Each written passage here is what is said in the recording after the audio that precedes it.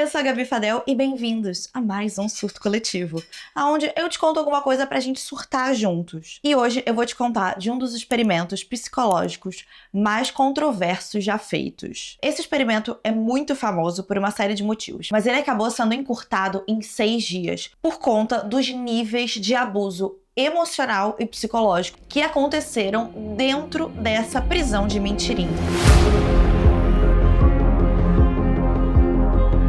Era agosto de 1971, quando o psicólogo Philip Zimbardo recebeu autorização para fazer um experimento que investigava a relação entre presos e guardas dentro de prisões. A ideia era colocar pessoas completamente comuns e normais nessa situação onde algumas pessoas têm poder sobre as outras, tudo isso numa simulação de prisão o mais realista possível, para entender até que ponto o comportamento das pessoas era influenciado pelo ambiente onde elas estavam, ou seja, a prisão em si causaria dos guardas abusarem desse poder que eles têm, ou o quanto que seria da própria personalidade dessas pessoas. A ideia do Zimbardo era explorar 3 coisas. O poder, obviamente, o poder que esses guardas exerceriam sobre esses prisioneiros.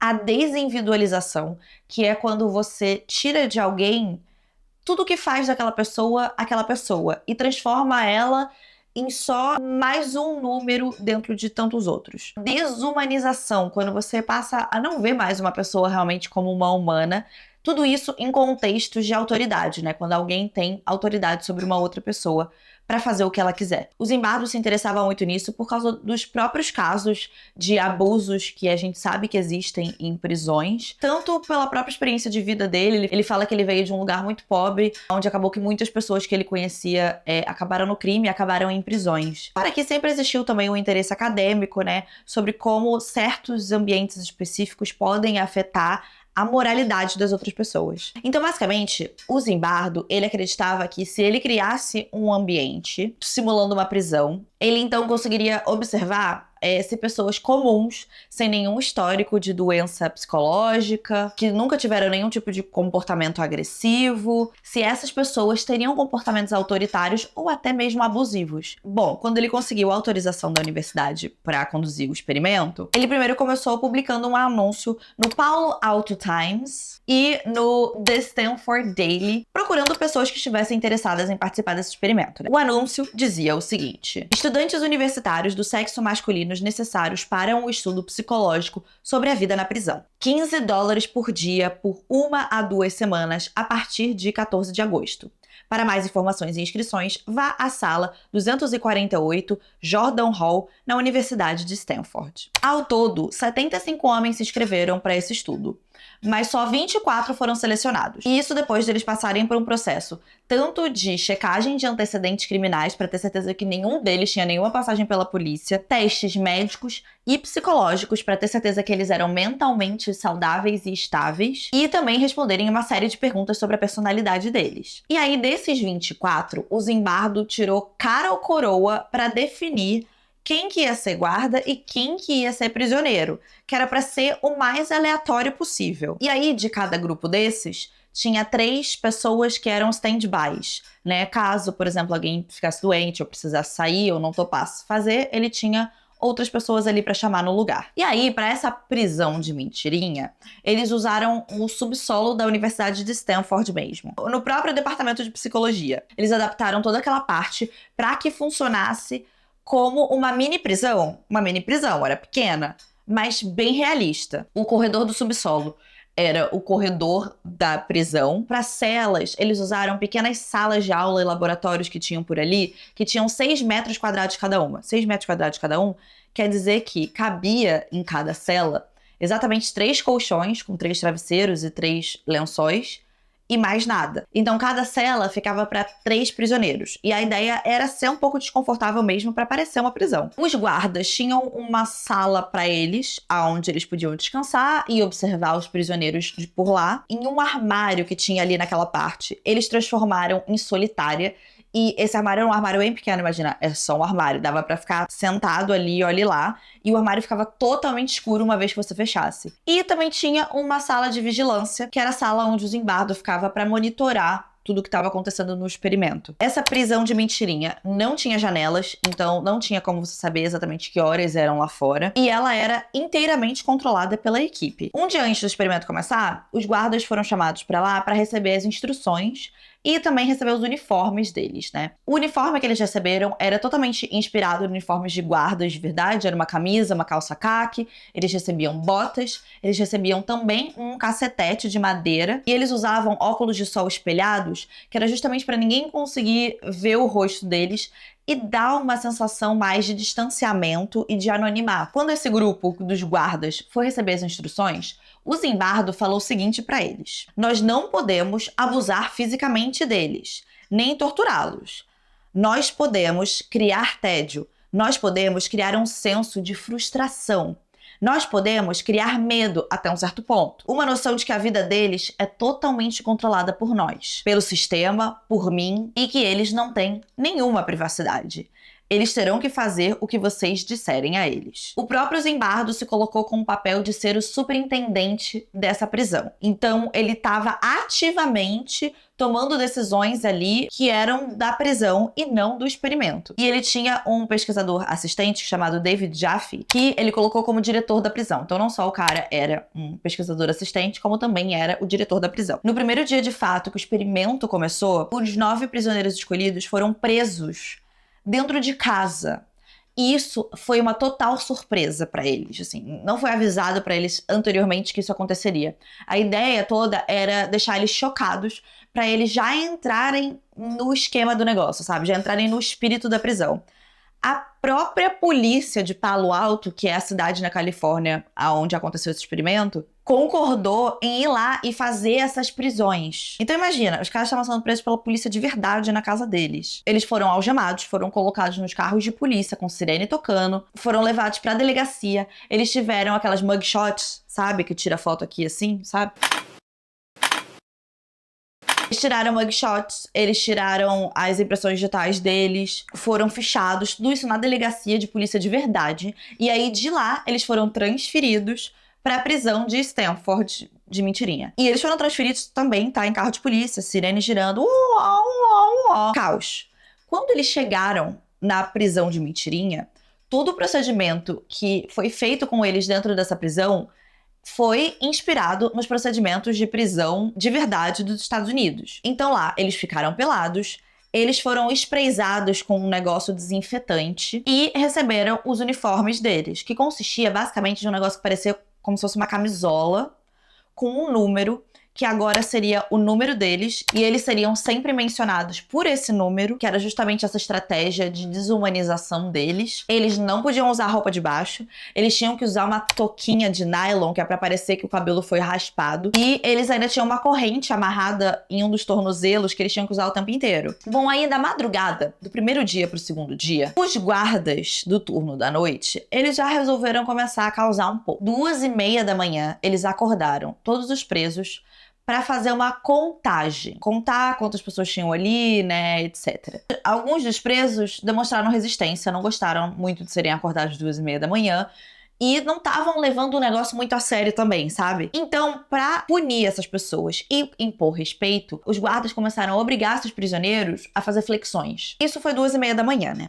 Quando chegou na parte da manhã, os presos estavam putos e resolveram fazer uma rebelião. O próprio Zimbardo já falou numa entrevista que ele realmente se surpreendeu que tão cedo no experimento as coisas já começaram a causar. Ele disse que nem entendeu muito bem por que eles estavam fazendo uma rebelião, que não tinha acontecido nada realmente demais até aquele presente momento. Mas foi a partir daí que as coisas começaram a desandar. Eles começaram a tirar os números que tinham deles no uniforme, começaram a tirar as toucas de nylon e começaram a empilhar os colchonetes que eles tinham para prender as portas da prisão, para não deixar os guardas entrarem. Fazendo basicamente assim uma barricada. E começaram a dizer que os guardas estavam sendo ruins. E aí você imagina então o turno da manhã dos guardas chegando e dando de cara com aquela bagunça. Eles começaram a achar então que esses presos eram pessoas perigosas e que eles estavam ameaçando a ordem que eles tinham colocado na prisão, que foi a única coisa que foi direcionada para eles que eles tinham que manter. Eles tinham que manter a ordem. E imediatamente os guardas começaram a responder. Eles chamaram outros guardas, e aqui é importante dizer, os guardas, ao contrário dos prisioneiros, não precisavam estar sempre ali na prisão. Eles trabalhavam em turnos de 8 horas, né? Então a cada 8 horas trocava o turno dos guardas.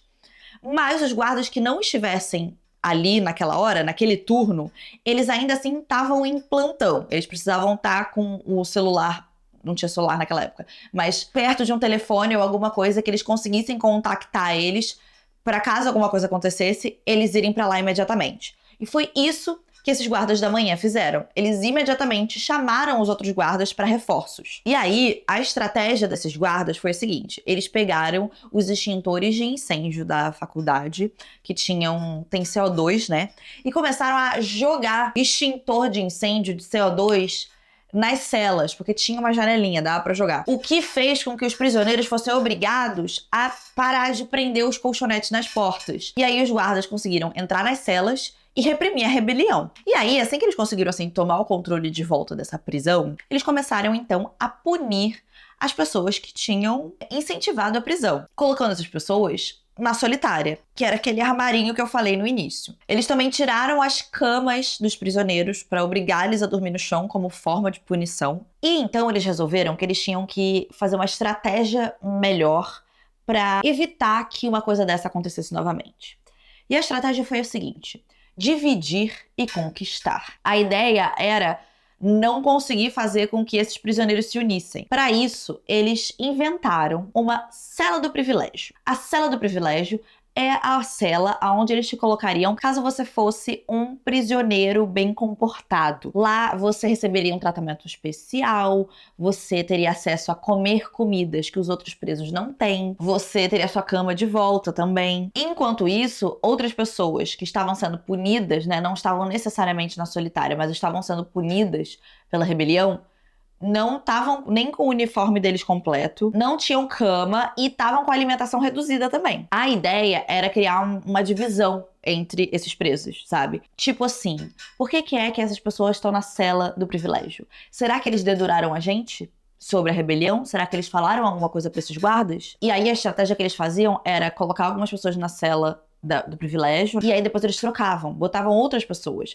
Às vezes colocavam pessoas que até tinham feito parte da rebelião, mas era justamente pra criar esse clima de tensão na casa dos brothers, sabe? De uma pessoa não saber em quem que ela podia confiar direito. Essa rebelião foi um grande ponto de virada do experimento em si, que fez com que, principalmente, o que acontecesse era os guardas não vissem os prisioneiros como outros colegas da universidade e os prisioneiros não vissem os guardas como outros colegas da universidade, mas sim como prisioneiros e guardas. Fazer realmente essa divisão dos grupos. Os guardas passaram a ver os prisioneiros como pessoas perigosas que eles precisavam realmente controlar. Eles passaram a ser cada vez mais autoritários. E para os prisioneiros, né, o fracasso da rebelião foi uma grande baixa na moral geral. E fez com que aumentasse assim, essa sensação de imponência deles. Os guardas, nessa crescente autoritária, eles passaram a proibir os prisioneiros de irem no banheiro à noite. Tinham baldes nessas celas onde os prisioneiros podiam fazer suas necessidades. Então, os prisioneiros precisaram passar a usar esses baldes. E ir ao banheiro virou um privilégio. Esses baldes não eram limpos com muita frequência, o que fez com que a prisão ficasse cada vez mais fedorenta. E quando esses baldes eram limpos pelos próprios prisioneiros com as próprias mãos. Essa coisa toda de acordar eles no meio da noite para fazer contagem passou a ser rotineira. Até porque os prisioneiros não sabiam nem que horas que eram, porque eles não tinham acesso a nenhum relógio e não tinha nenhuma janela. Eles faziam com frequência a tal da técnica de dividir e conquistar, que é inclusive uma técnica que é utilizada em prisões do mundo real. E eles também continuaram usando as flexões como uma forma de punição física, né? Era uma coisa quase que arbitrária também, aleatória do que você ia ser punido. E muitas vezes eles mandavam ou algum outro prisioneiro sentar em cima do prisioneiro que estava fazendo flexão para deixar a flexão ainda mais difícil, ou às vezes eles simplesmente colocavam um pé, assim, forçando a pessoa para baixo que estava fazendo a flexão. E aqui é importante dizer que isso era uma das coisas que os nazistas faziam nos holocaustos. Demorou 36 horas desde o início do experimento para o primeiro prisioneiro ter o primeiro surto psicótico. O prisioneiro 8612 fala pro Zimbardo que ele quer sair do experimento. Só que o Zimbardo, ele não responde para esse prisioneiro como o Zimbardo, o responsável pelo experimento e pela pesquisa. Ele responde para esse prisioneiro como o Zimbardo, o superintendente da prisão. Ele fala para esse prisioneiro que ele pode pedir para os guardas deixarem ele em paz desde que ele aceite dar informação sobre os outros prisioneiros. Ele meio que pede pro cara ser um informante. E aí o prisioneiro 8612, ele sai, assim, muito confuso daquela conversa, sabe? E ele volta dizendo pros outros prisioneiros que eles não vão deixar eles saírem de lá, que eles estão presos de verdade. E aí, depois disso, ele começa a entrar num surto completo. Ele começa a gritar: Jesus Cristo, eu tô queimando por dentro. Será que vocês não veem isso? Me deixa sair, me deixa sair. E gritar mesmo, sabe? E a partir daí, o Zimbardo vê que ele não pode manter esse cara no experimento, né? Ele até cogita de que talvez ele esteja fingindo, tá? Com um surto, justamente para ser deixado embora, mas de qualquer maneira, ele pode ir embora, né? Ninguém vai realmente, de fato, prender ele lá, apesar da impressão que ficou para ele de que eles, de fato, estavam presos. E isso foi uma coisa que foi passada para vários prisioneiros. Eles passaram todos a achar que eles estavam, de fato, presos lá dentro. O próprio prisioneiro 8612, ele falou depois em uma entrevista, né, que quando falaram para ele que ele não podia sair, ele ficou completamente desolado. Que ele nunca tinha se sentido assim na vida dele. Que ele sentiu que ele realmente não tinha nenhum controle sobre nada. Depois da saída desse prisioneiro, começou a rolar uma fofoca lá dentro, de que o prisioneiro 8612, ele ia voltar com os amigos dele pra liberar todo mundo. E o Zimbardo, ele se convenceu disso. E ele se convenceu de que ele não podia deixar isso acontecer, que ele não podia deixar ir lá e tirar os prisioneiros da prisão. Sim, essa parte aqui é uma parte, assim, que eu falo, gente, parecia que tava todo mundo, assim, louco de droga pra começar a achar que realmente essas coisas iam acontecer, sabe? Todo mundo tá, assim, alucinando de febre, sei lá qual que é a brisa. Ele fez eles desmontarem a prisão toda, transferiram os presos vendados para outra parte da faculdade e ficou parado lá no corredor esperando o tal do 8612 voltar, para quando ele voltasse, ele falar assim: ah, não, o experimento acabou, nem tem mais nada de experimento. Transferiu, botou as pessoas em outro lugar, assim, escondeu as pessoas. E aí, quando isso não aconteceu, depois de um dia, assim, que isso não aconteceu, ele falou assim: ah, beleza, eu acho que não vai acontecer. E aí eles voltaram, refizeram a prisão toda e transferiram os presos de volta. E nisso ele acabou perdendo até os dados daquele dia, né? Porque ficou tanto nessa noia que não tem muitos dados desse dia. Durante esses dias de aprisionamento também, houve um dia de visitação. E eles fizeram a visitação, de fato, como se fosse uma visitação na prisão. A família chegava, eles tinham que passar por uma revista, eles tinham que assinar vários documentos, várias coisas. Tinha lá uma líder de torcida da faculdade para receber todo mundo. E, né, por mais que fossem vários amigos e várias pessoas da família lá para visitar, eles falavam que só podia entrar 2 pessoas. Né? Só 2 visitas por preso. E houveram pais que, depois dessa visitação, falaram pro Zimbardo que acharam que os filhos deles não estavam sendo bem tratados.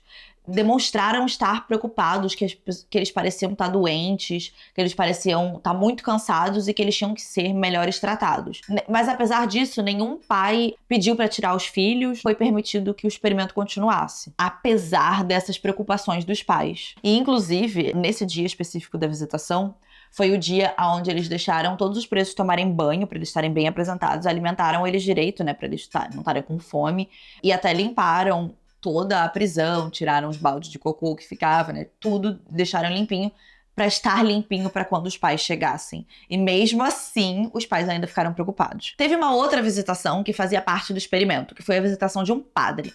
Porque em prisões normais é comum ter ali um trabalho de um padre para orientar as pessoas, né? Enfim, para ajudar na moral da prisão. E também que o próprio padre pudesse avaliar o quão real a prisão era. O padre foi lá, conversou com os presos e todos eles se apresentaram pelo número e não pelo próprio nome. O padre dizia para eles que eles só iriam sair de lá se eles conseguissem um advogado, sabe? Como se fosse realmente numa prisão. Mas um deles, o preso 819, se recusou a falar com o padre. Ele disse que não queria ver o padre, que queria falar com um médico que tava com algum problema. Ele fez uma barricada na própria cela e não deixou ninguém entrar. E aí o Zimbardo foi lá pra conversar com ele e pedir pra ele sair, né? Enquanto eles estavam tendo essa conversa, ele levou ele pra uma outra sala e eles estavam conversando sobre ele querer sair, né? E ele tava dizendo, não, beleza, se você quiser sair, você pode sair, né? Tudo bem, muito obrigada por participar do experimento. Eu vou te pagar pelo valor de todas as 2 semanas, né? Mesmo que você não fique até o final, etc, etc. Enquanto eles estavam tendo essa conversa, eles começaram a ouvir, né, lá na prisão, na outra parte, os presos todos meio que cantarem em unissono, sabe? Falarem todos em unissono. 819 fez uma coisa ruim. 819 fez uma coisa ruim. Prisoner 819 did a bad thing. Prisoner 819 did a bad thing. E, nesse momento, o 819 começou a se debulhar em lágrimas. E começou a dizer que ele não podia sair, porque os outros iam achar que ele era um preso ruim. E ele não queria que os outros pensassem isso dele. E foi nessa hora que o Zimbardo olhou e falou assim, olha, 819, você não é um prisioneiro, isso aqui não é uma prisão de verdade, o seu nome é X, eu sou um professor de universidade, essas pessoas são seus colegas de universidade, se você quiser você pode sair à vontade. E ele disse que quando ele falou com ele desse jeito, imediatamente ele parou de chorar e falou, não, realmente, é verdade. E falou, então eu quero sair e foi embora da prisão. Ele falou que a experiência foi como se falar isso pra ele, falar qual era o nome dele, o que estava realmente acontecendo, que aquilo era tudo de mentira, foi como se tivesse tirado uma máscara da frente dele, assim. Eles, então, resolveram chamar um dos presos reserva pra ficar no lugar do 819. O agora prisioneiro 416 foi vendado, levado pra prisão e passou pelo mesmo procedimento. Ele foi despido, ele foi desinfetado com spray, foi dado as mesmas roupas dos outros e ele entrou naquela prisão. E ele deu de cara, assim, com um negócio enlouquecedor quando ele entrou. E aí agora você tem que imaginar, né? Essa pessoa estava aqui no mundo real, e aí ela foi pra essa prisão. E aí agora, assim, estão falando pra ela, porque os outros presos falaram pra ela, que aquilo era realmente uma prisão de verdade, e que ele não ia poder sair, que eles iam prender ele ali, e que era tudo horrível. Ele chegou assim, ele entrou e deu de cara com uma insanidade. Imagina, guarda gritando com os outros, balde de cocô nas celas, caos. Ele acabou virando alvo de um guarda que era considerado o pior de todos. O apelido dele era John Wayne, baseado num personagem bem machão de um filme. O nome real do John Wayne era Dave, mas ele era só chamado de John Wayne por todo mundo. O Zimbardo fala que ele conseguia dividir os guardas em 3 grupos. Tinham alguns guardas que simpatizavam com os prisioneiros e nunca aplicavam punições. Tinha outros guardas que aplicavam punições quando eles achavam que era útil aplicar. E tinha o 3º grupo, que era o grupo das pessoas sadistas, que basicamente faziam o que queriam com quem queriam o tempo todo. Quase que de forma arbitrária, assim, aleatória. E o John Wayne era o pior deles e o mais criativo deles. Ele gostava realmente de buscar novas formas de aterrorizar aquelas pessoas. O John Wayne fala, e ele já deu várias entrevistas, que ele queria ser o melhor guarda, entre aspas, o mais cruel, e que ele mesmo estava querendo testar os limites do experimento. Ele queria ver até onde iam deixar ele ir. Ele queria que em algum momento alguém responsável pelo experimento falasse, peraí. E enquanto isso não acontecesse, ele ia continuar escalando e sendo mais e mais criativo. E aí junta que os guardas já estavam putos, que essa pessoa tinha acabado de chegar no negócio, né? Tinha acabado de chegar no ônibus e queria sentar na janela.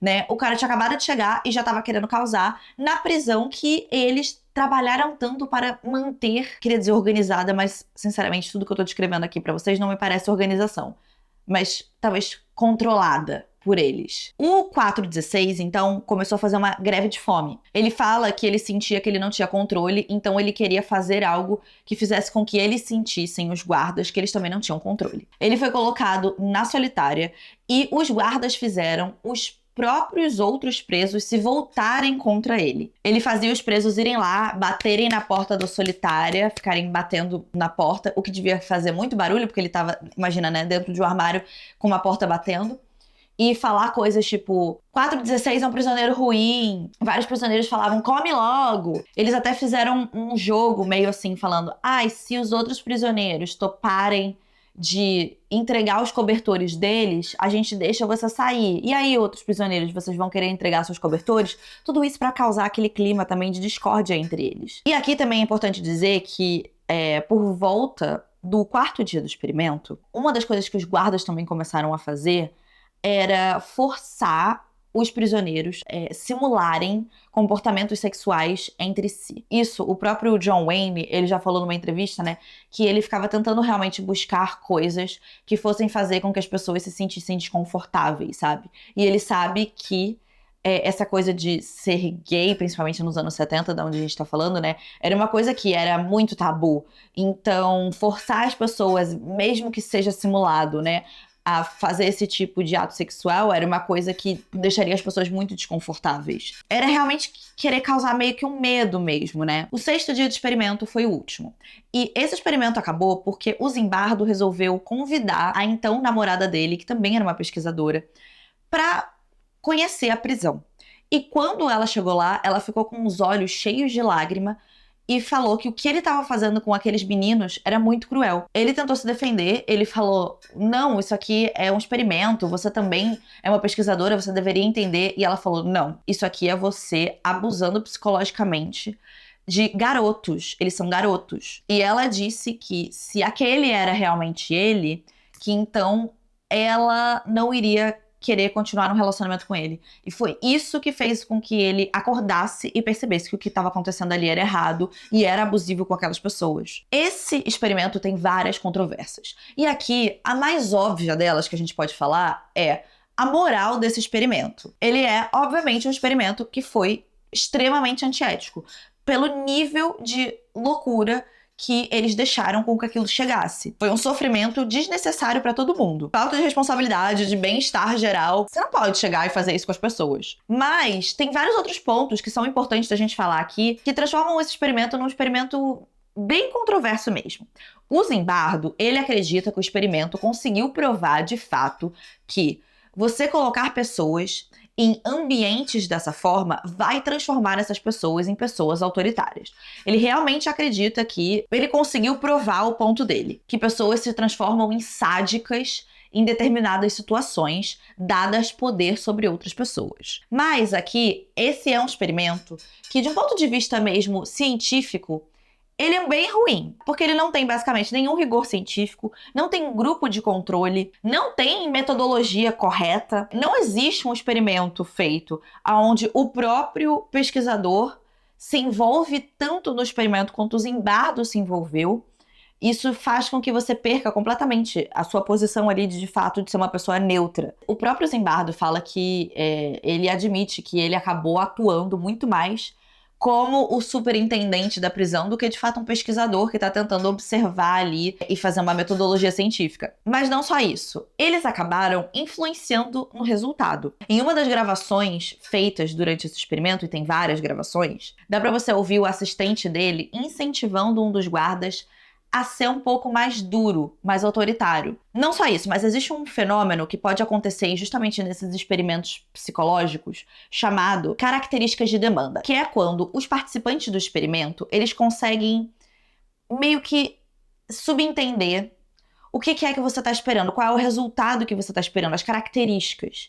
E aí, eles acabam forçando um pouco essas características. Que se você não fizer esse experimento muito direitinho, você mesmo acaba influenciando essas pessoas. E se eles mesmos chamaram a atenção de um dos guardas pedindo para que ele fosse mais autoritário, né? Imagina aquele discursinho no início do experimento, onde eles falam que eles podem fazer o que eles quiserem. Você tá influenciando essas pessoas a entenderem que você espera um certo comportamento delas. Vários participantes já deram entrevistas depois, porque esse experimento é um experimento bem famoso, onde eles falavam que eles estavam fazendo certas coisas porque eles achavam que aquilo era o que era esperado deles. O próprio John Wayne já deu entrevistas falando que ele entendeu que os caras queriam que ele fosse autoritário e por isso ele resolveu ser tão autoritário. Apesar dele também já ter dado entrevistas onde ele falava que ele estava meio que curtindo a experiência de ser maluco e que ele achava que ele não estava realmente machucando ninguém com isso, sabe? Que era tudo de brincadeirinha mesmo. O que, particularmente, eu acho que, na verdade, prova o ponto do Zimbardo mais do que desprova. Também tem o fato de como o anúncio no jornal foi feito. No anúncio, ele falava especificamente que era para um experimento de vida na prisão. E muitos pesquisadores concordam que se você coloca esse anúncio dessa forma, você acaba atraindo um tipo de gente específica, que já vai ser menos empática e um pouco mais autoritária, porque é o tipo de gente que se atrairia por um anúncio desse. E não só isso, mas, caso você não tenha reparado, todas as pessoas que participaram desse experimento são homens. E não só isso, mas eles eram todos homens, brancos e de classe média. Então, se esse experimento provaria alguma coisa sobre uma parcela bem específica da população, não é mesmo? Se você não coloca nenhuma pessoa negra, se você não coloca nenhuma pessoa asiática, se você não coloca nenhuma mulher, se você não coloca nenhuma pessoa representando nenhum outro grupo, você não tem um grupo realmente, de fato, variado ali para você experimentar. Então, assim, se a gente pode tirar alguma conclusão, se de fato o Zimbardo estivesse certo e esse experimento tivesse comprovado, de fato, que as pessoas podem se tornar insádicas autoritárias dadas a situação correta ou incorreta, dependendo do ponto de vista, então, na verdade, as pessoas que fariam isso seriam homens brancos de classe média. Porque essa é a única amostragem que a gente teve. E não só isso, mas vários outros pesquisadores já tentaram replicar esse experimento outras vezes e não conseguiram repetir os mesmos resultados. E se um experimento não pode ser repetido... Se você gostou do vídeo, não se esquece de curtir, se inscreve no canal caso você não seja inscrito ainda e vire um lindo e mágico unicórnio muito surtadinho e eu vejo vocês no próximo vídeo. Tchau!